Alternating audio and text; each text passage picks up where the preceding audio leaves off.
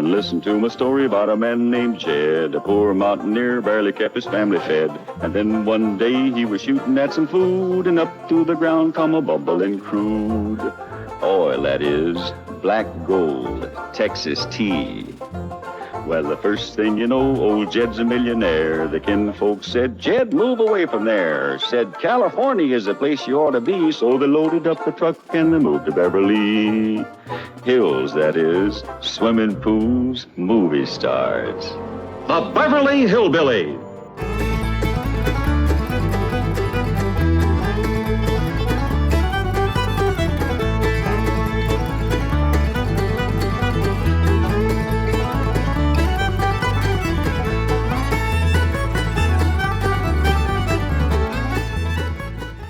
Come along and visit with the Clampetts family as they learn the simple pleasures of the hills of Beverly.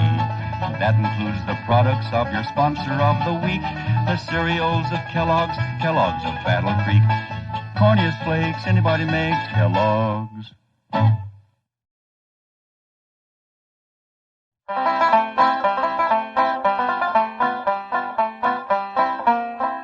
Jessie had a wife to mourn all her life. The cheering he was brave. 'Twas a dirty little coward that shot Mr. Howard, and they laid Jesse James in his grave. 'Twas a Saturday night. Jethro and me's awfully worried about Granny. What's she doing? Nothing. Just sitting in the kitchen, rocking and staring at the walls. She won't talk to nobody nor say hi to her. Yeah, I noticed Granny kind of drooping this morning. I reckon she misses Pearl. But them two was always scrapping. I reckon that's what she misses. You know, Granny's a lot like that band of yours, Ellie. She loves a scrap. That's the truth. Used to pleasure her considerable to throw Aunt Pearl out of her kitchen. Yeah, Granny don't want no one cooking in there except her. Jethro, I think you just come up with an idea. I did? Ellie will go out there and act like she's going to fix up a mess of victuals. That'll get Granny's hackles up. You take care of her for me, Jethro. Now, Ellie Mae, I know it's against your nature, and I know how much you love your Granny. But for her own sake, I want you to try to be real spiteful. Try to get her riled up. Do it, Paul. Hey, Uncle Jed, can I go too? After all, it was my idea. Wasn't it? Yeah, Jethro. And take that bandy along with you. Ain't nothing riles Granny more than chickens in the kitchen.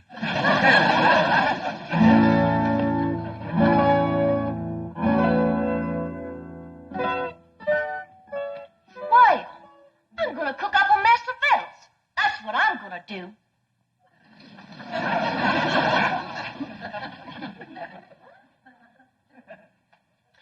I'm gonna get out every pot and pan in this here kitchen, and I'm gonna whop up the doggonedest meal anybody ever tasted.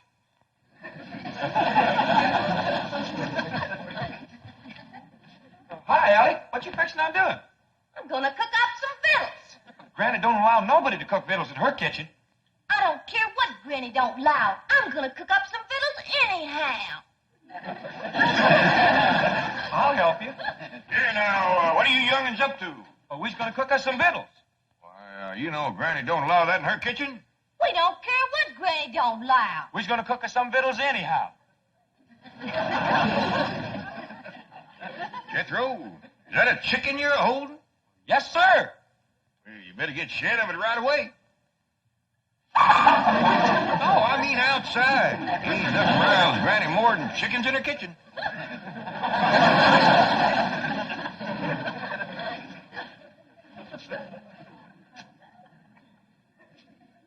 This is worse than I thought. Don't nothing rile her up. We gotta try harder. Ellie Mae, what you figuring on cooking? Grits. Grits?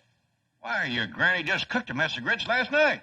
I know, Paul, but them was the worst mess of grits anybody ever cooked. Well, heck, I ate 4 great big heapfuls. Ellie Mae Clampett, what a spiteful, riling thing to say about your Granny's cooking. Child is right, kid. I can't do nothing no more. I ain't worth the powder to blow me up with. Granny, I didn't mean it. Paul made me say it. Them was the best grits ever. They sure was, Granny. Like I was gonna tell you. I ate 4 great big bowls. But Uncle Jed, he wouldn't let me tell you. And he made me throw that chicken on you, too. I don't blame Jed for wanting to get rid of me. I'm just a useless old woman. I ain't good for nothing or nobody. My time has come. Now, Granny, hold on there. No, Jed. Just do me one favor. Send me back home. I don't want to die in this foreign country. Now, hush that kind of talk. Pa, you ain't gonna let Granny... Don't try to shield me from him, young'uns. Just make it quick and merciful, Jed. Poleaxe me. Well, I sure made a mess of that. Come on, maybe we can think of something if we go outside and put our two chicken brains together. Oh, come on, Uncle Jed.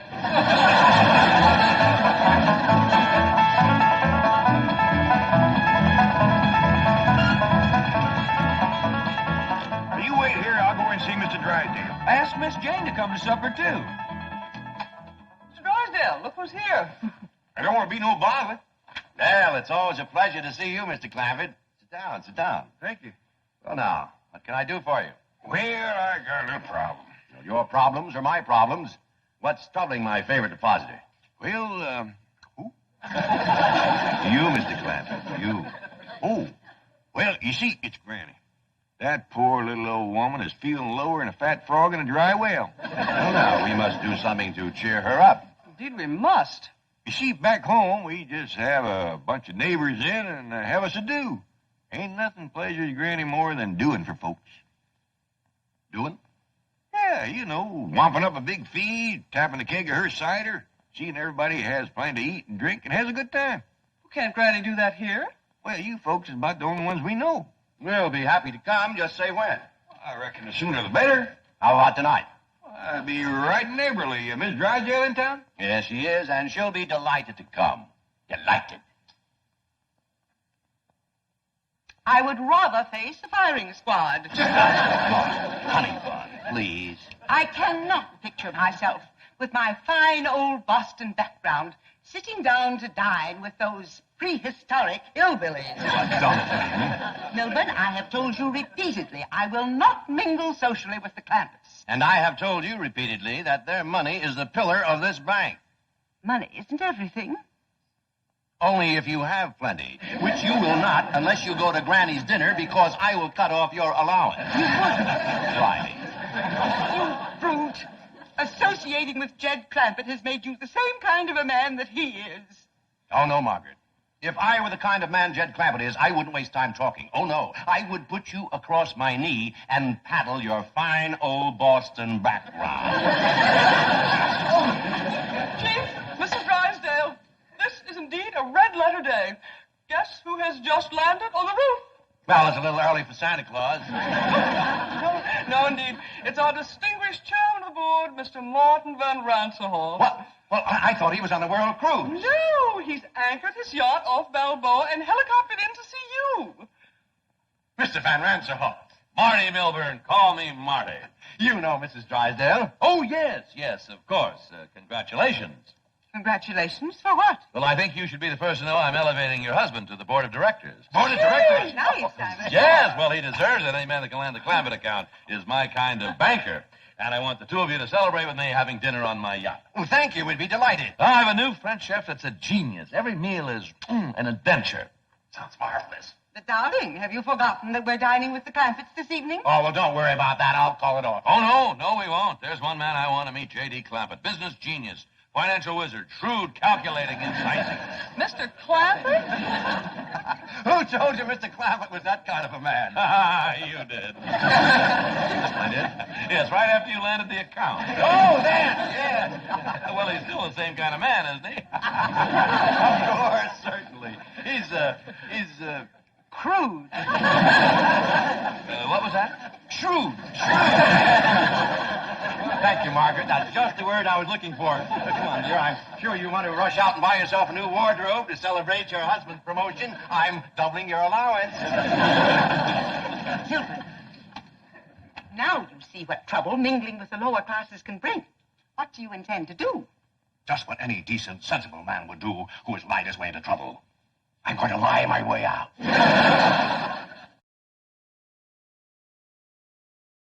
Oh, Mr. Van Ranselhoff. Marty. Oh, yes, Marty. Well, the Clampetts won't be able to have dinner with us on your yacht. Well, why not? Well, it was foolish of me to forget this, but they're rather susceptible to seasickness. Sort of a family characteristic. Well, that's ridiculous. They won't get seasick on my yacht. Compared to mine, the Vanderbilts have a rowboat. The whole dining saloon is as solid as this building. Just being near the ocean upsets them. Yeah, what a shame. I was going to fly the entire Lido Dupree show down from Las Vegas. Entire company, a little entertainment during dinner. What's a meal without some atmosphere, huh? Just one of those things. I'll tell you what you do. Jane, charter me a jet, see? We'll fly everywhere to Hawaii, have a little luau, moon or mama. The hula, you do the hula? It'll be a ball. I'm sorry, they're also subject to air sickness. You just can't have an ordinary dinner for a sophisticated man of the world like J.D. Clampett. Sophisticated man of the world. That's what Milburn says. Bon vivant, international financier. Those were your exact words. They were? Oh, they were, yeah. I'll tell you what, I haven't done this in years. Jane, charter a train, see, and I'll get the galley crew and the chef. We'll have an orchestra in the club car. Dinner on the train and dessert to San Francisco. Should be $1 million less. Last time I did this was between Paris and San Moritz. Had everybody dressed as Swiss yodel. St. Bernard dogs running with kegs of brandy under the neck. Whoa, whoa, whoa. I tell you, the Duke and Duchess, it really was embarrassing. What's the matter?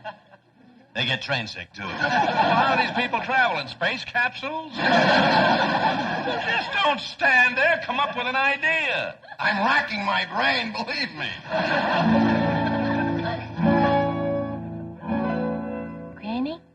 Granny, look here. I learned Earl a new trick. He's a dead rooster. Dog.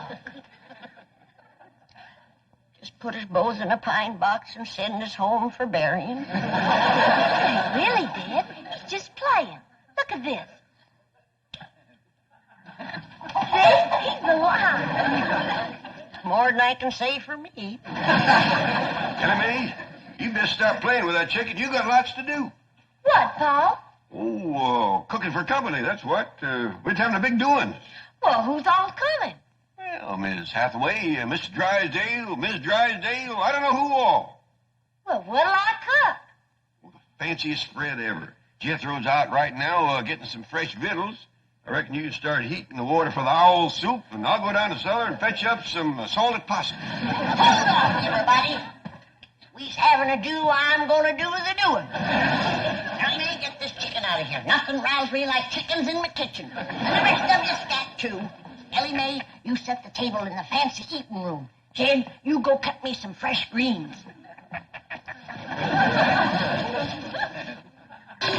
Oh, we're going to have a doing for the folks next door. I'll make 'em up a possum and plenty victuals more. We'll have a keg of cider and a little Mountain Dew, and we'll all have ourselves a hullabaloo.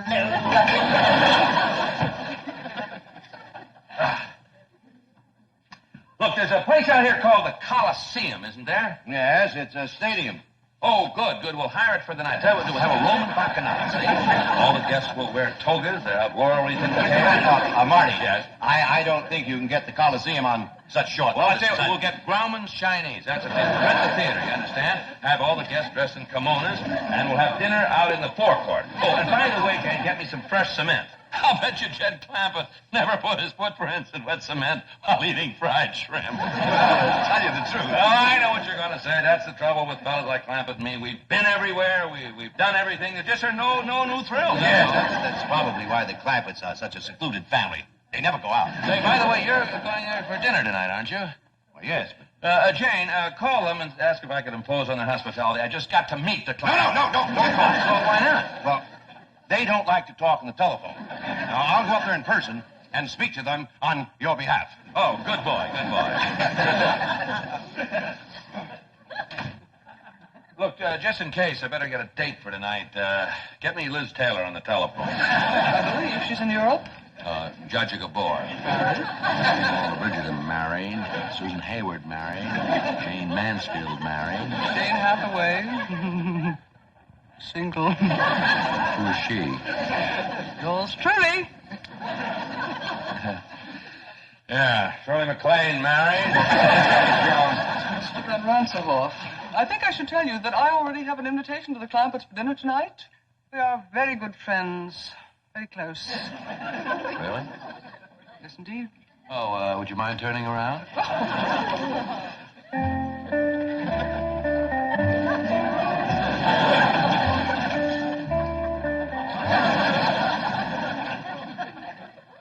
Debbie Reynolds is married. Van Ranselhoff, I think you should also know that the Clampetts do not, as they say, cotton to strangers.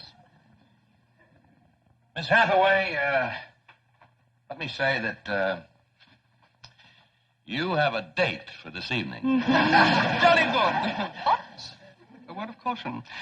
The fact that I have appeared eager might lead you to believe that I am a girl with whom you could take liberties. Nothing could be further from the truth. I permit no familiarity on the first date. Bless you, my girl. I can't tell you how sorry I am, Mr. Clampett, but you see, Mr. Van Ranselhoff is my boss. Well, bring him along. Granny's got plenty of possum, grits, and owl soup. Well, I'd love to bring him, but he has dinner planned on his yacht, and I have to do what he wants. I'm terribly sorry. Well, so am I. Poor Granny is going to be like a mule kick to her. Well, tell her we'll come tomorrow night or tomorrow morning for breakfast if she likes, but tonight I have to be with Mr. Van Ranselhoff. Well, I understand. Thank you, Mr. Clampett. Thank you very much.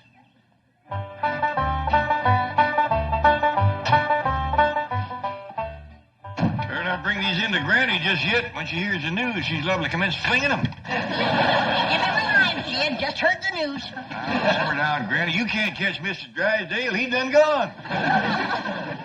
What do I want to catch him for? Coming back here tonight with Miss Jane and Mr. Ranselhoff. Is Mr. Ranselhoff coming here? Sure he is. Miss Jane just called to see if he got the invite. I said, shucks, he don't need no invite. Just bring him along. Hey, doggy. If Mr. Ranselhoff is coming, then they's all coming, because he's the boss. Oh, we're gonna have a doing for the folks next door. Jane and Mr. Ranselhoff in that base floor. Take a cider and a little Mountain Dew, and we'll all have ourselves a hullabaloo.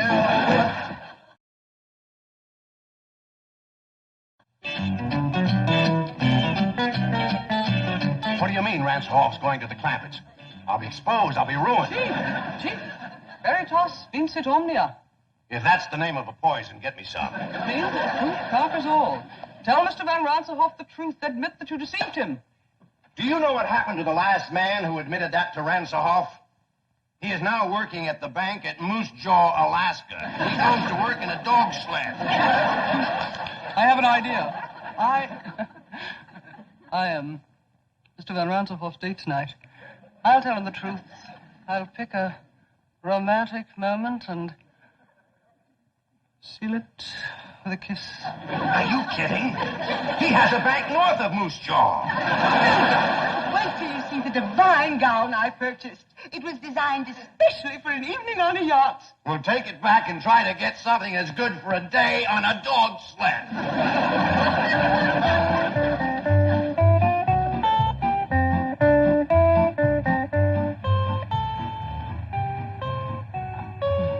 Say, what a place, huh? A veritable palace. I hope this isn't one of those dull, stuffy, formal parties, you know. Last week I went to one in Buckingham Palace with the liveried servants and the protocol. Not a laugh all evening. Well, I doubt very much if it will be formal. On the contrary, Oh, don't tell me. I love surprises. Elsa Maxwell gave me a surprise party last month at the Waldorf Astoria. Converted the main ballroom into Sahara Desert. Sand dunes and camels, real camels. Everybody came as chic. She came as a belly dancer, and I was Lawrence of Arabia.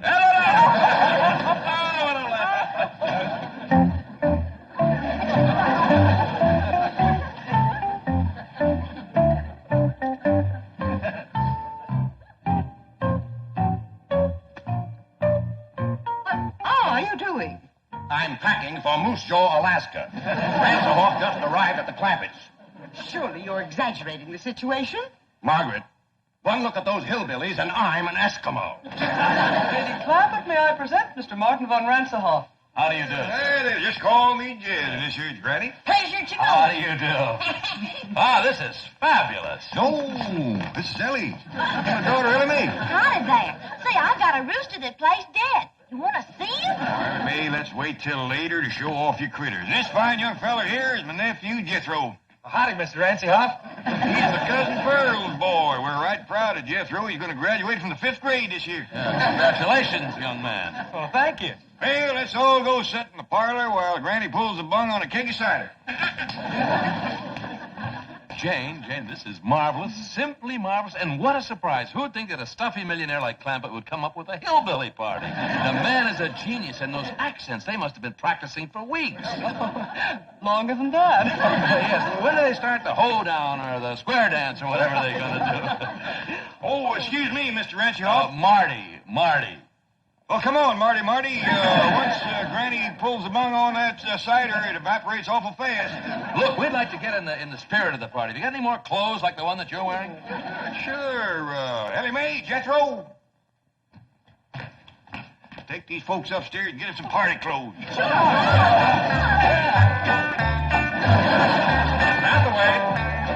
Hathaway. Jane. Here I am. You look like something out of Tobacco Road. Well, you're not exactly Adolphe Menjou yourself. You know, I can't get over an important millionaire like Clampett going to all this trouble to surprise me with a hillbilly party. He's a wonderful man. He's the greatest. He's a millionaire's millionaire. I'll always be grateful to Drysdale. By the way, why aren't the Drysdales here? Well, that's rather a long story, Mr. Van Ransenhoff. Call me Marty the way Clampett does. That kills me. Marty. Mr. Drysdale thinks you're going to transfer him to your bank in Moose Jaw, Alaska. Moose Jaw, Alaska?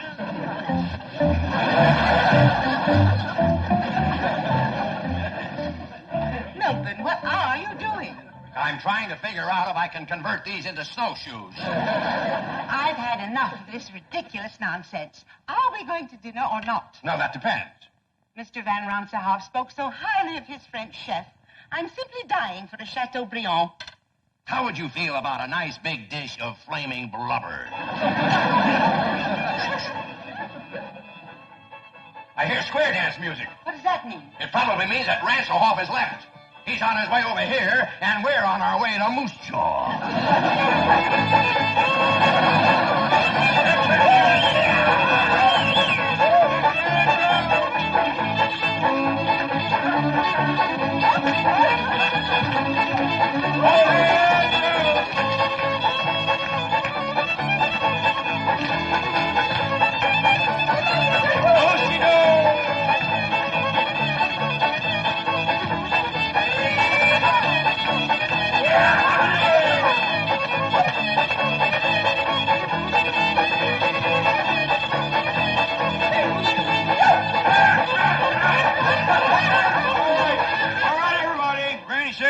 Wait no longer for the Drysdale. Rile soup and chicken fried hog is getting cold.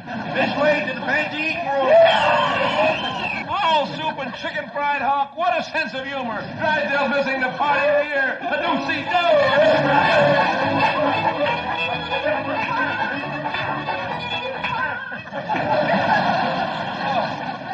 Dinner in the billiard room. This is priceless.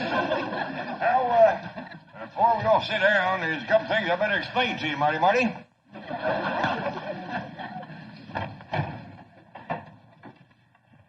Now, these sticks with the notches in them is the putt passers. And these pointy ones here is the meat stabbers. Is just dandy for stabbing stuffed crow. Wish Elsa Maxwell and Pearl Mesta could be here. Partial to stuffed crow, is they? Well, come on, sit down, everybody. First we'll have Grace, and after that, Ellie Mae will pass out the deviled buzzard eggs. He is just fine with baked possum.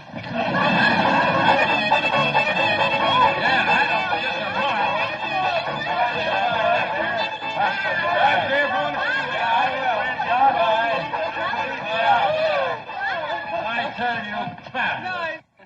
His Is that fabulous? I tell you, I've been to parties all over the world, but this is the cleverest, the most original, and what food? Imagine calling roast pheasant au jus stuffed crow with gopher gravy. I noticed that you didn't eat much. Oh, the excitement of the evening. Yes, I must say, I don't blame you. I can hardly wait to get back from that around-the-world cruise, see what kind of party they're going to plan for me next. Oh, Marty. Granny said you seemed so fond of her deviled buzzard eggs, she wanted you to have these to take home with you. Well, thank her for me. You bet I will. Good night. Good night. Is that beautiful? Still in character.